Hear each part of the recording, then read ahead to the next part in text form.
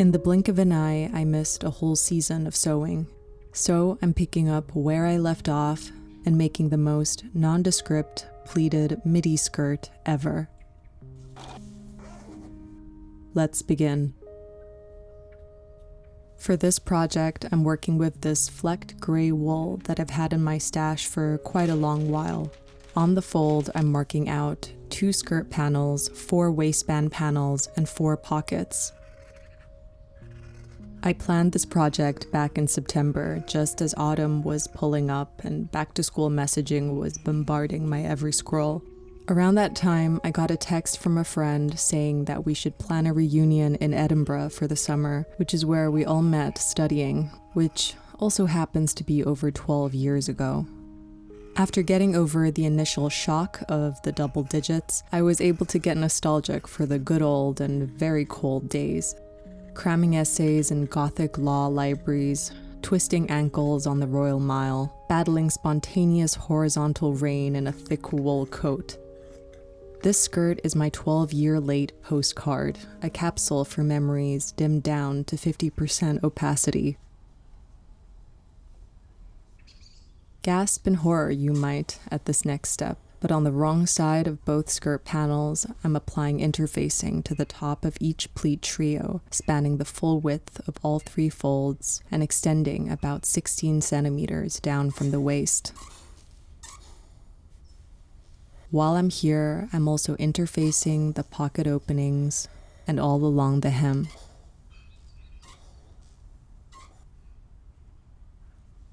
I'm folding each skirt panel in half to bring out the center fold, then thread tracing down the center line.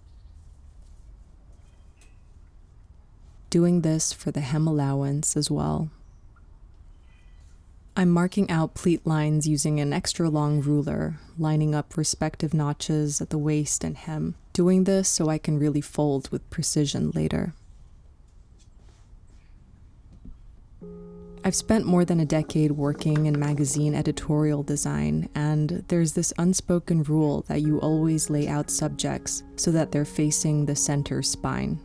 Old habits die hard, so I have integrated that into the skirt, opting for a center inverted box pleat with knife pleats on either side, both folded toward the center front. Following the direction of each pleat, I'm marking 14 centimeters down from the waistline. This will serve as the stop margin when stitching the pleats in place later. To form the inverted box pleat, I'm folding the skirt panel in half, right sides facing, lining up the notches, then stitching down the notched line until I hit the 14 centimeter margin from earlier. Stitches are set, then unfolded to be pressed open. I'm taking that belly we created and squashing it down until the center fold line meets the seams. And there we have a little inverted box pleat. For the knife pleats flanking each side, I'm working from the outside in, picking up the outermost line within each trio and bringing it to meet the one closest to the center. While this project borrows visual elements from traditional Scottish kilts, the pleats, the wool, the weight, it's important to note that this is simply a pleated skirt, not a kilt. A proper kilt is a deeply technical garment with centuries of history, specific pleating methods, tartans with clan significance, and construction techniques that deserve proper documentation and respect. My intention for the future is to create more cultural, on-site episodes of The Anatomy of a Garment, filmed in all their respective places of origin. For now, this is just a pleated skirt that nods to my old Edinburgh days. To secure each pleat in place, I'm lifting the top layer to reveal the pleat underneath. Then bringing this over to the machine to stitch from the waistline notch down to the stop mark, making sure to backstitch.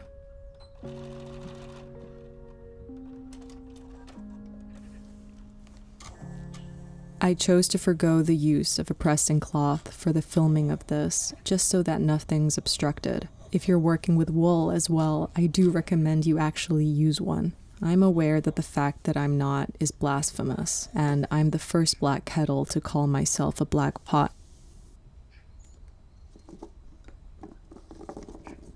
With all pleats secured in place, I'm basting along the waistline to keep them flat. While I'm at it, I'm also basting all pleats down to keep them shut throughout the rest of assembly.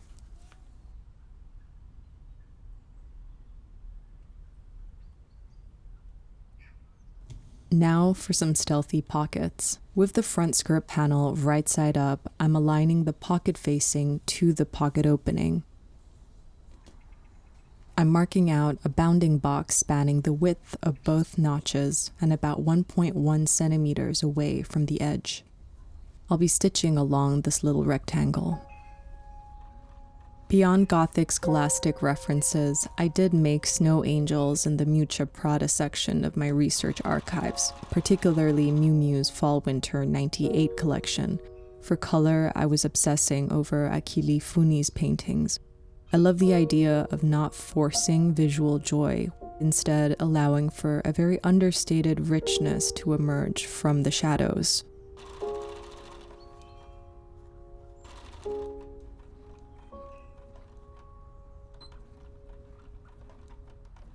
Once stitched, I'm clipping into each corner to release the rectangle, trimming away excess, careful not to cut into the stitch line.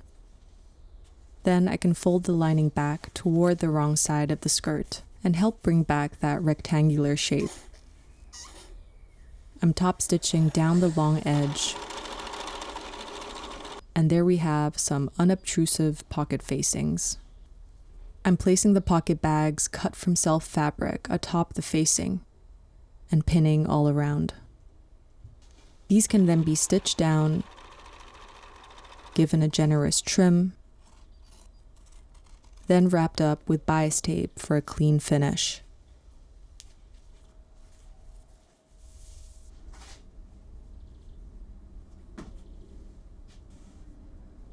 The two skirt panels are now ready to finally meet. I'm going to be joining the side without a zipper first, pinning them together right sides facing. Using matching thread, I'm carefully basting down the 1 centimeter seam allowance by hand, since I want to manually ensure that I'm not stitching the pockets shut. Once mollified, I can then stitch the side seams down at the machine. Hairy seams are pressed open, then wrapped up with bias tape to contain the fray. The back of the tape is trimmed, and there is our clean internal finish.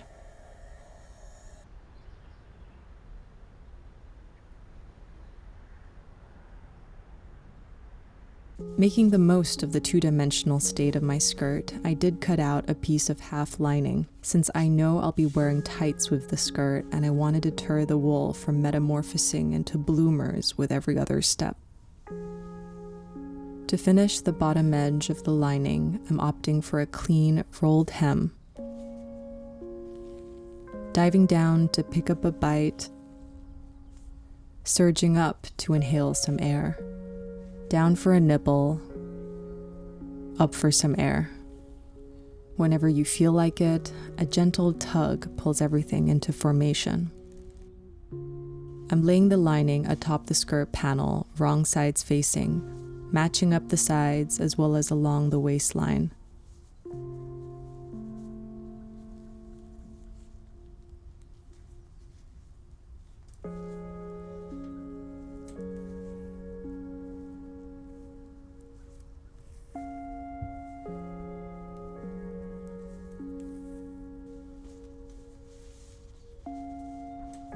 Now for the waistband.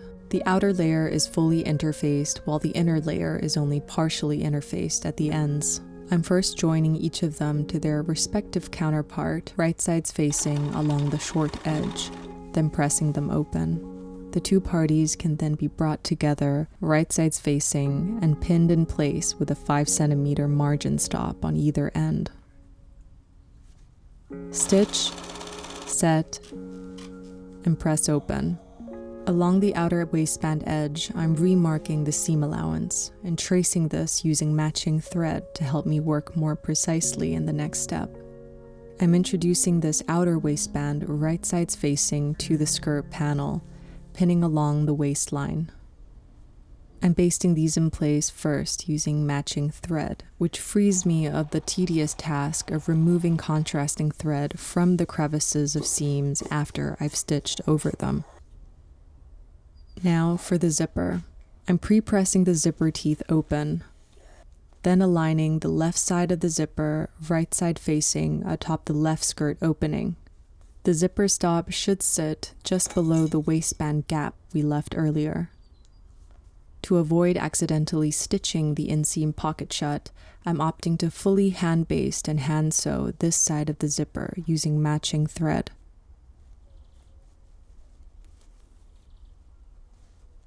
Skipping across to the other seam, I'm aligning the zipper tape right sides facing to the opening, basting it in place, then bringing it to the machine, this time to stitch down using an invisible zipper foot.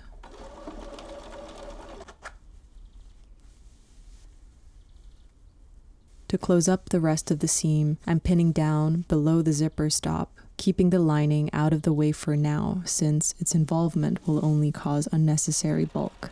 Then stitching all the way down to the hem. Seams can be pressed open, allowing for the zipper tails to be tacked down, and the lining can then be brought back into the conversation via a quick running stitch to each seam.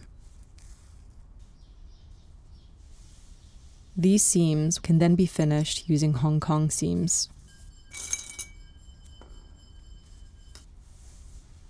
To finish up the waistband, I'm first taking the top half, which is our inner waistband, and trimming the shorter edge down by about 1/2 centimeter.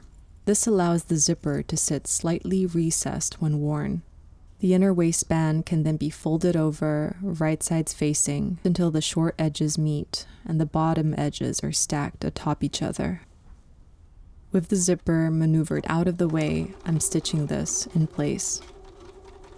I'm trimming excess tails off, then folding the seam allowance over toward the inner waistband, and stitching along the top to close up that gap we left earlier. The waistband seam allowance can then be graded all along the top edge. Then the whole situation can be turned inside out.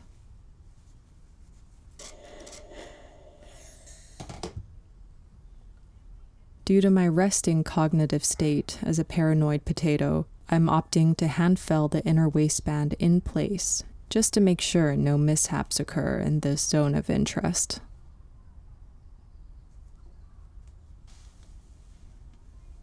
The journey has been gray, but we have finally finished this seam that houses an invisible zipper, pockets, a half lining, and a finished waistband. Downward we go towards some ridiculously hairy hems. I'm opting to finish the raw hem using bias tape first.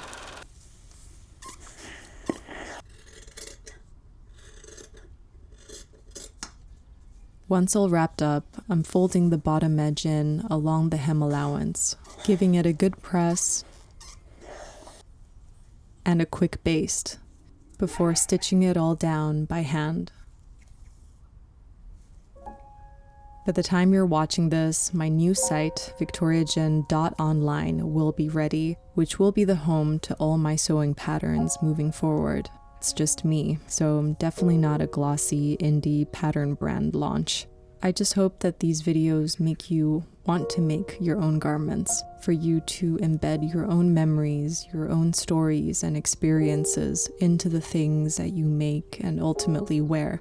So have a look, have a sneaky peek, and if you have any suggestions for patterns you'd like to see me release one day, let me know in the comments below.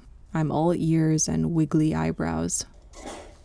With the hem in place, I'm pressing each of them back into the fold to prepare for a final round of pressing. I'm filling up a glass spray bottle with 1/4 white vinegar and 3/4 filtered water.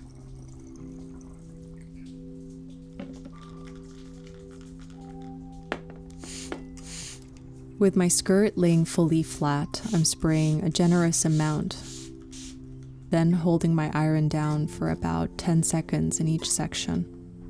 I'm not the greatest at chemistry, but all I know is that the white vinegar temporarily breaks down the bonds in the fibers, allowing them to be reshaped with heat and pressure. Once everything has cooled, basting stitches can be removed to free up our pleats, and lining can be tacked down to the interior seam allowance so it stays put. And with that, our mundane pleated skirt is complete.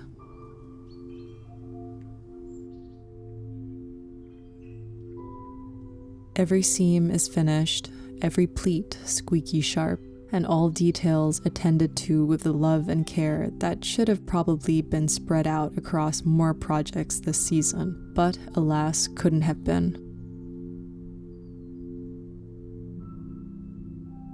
If you want to try to make this skirt yourself, this pattern will be available to all my paid subscribers on Substack, as well as on my new site, victoriajin.online.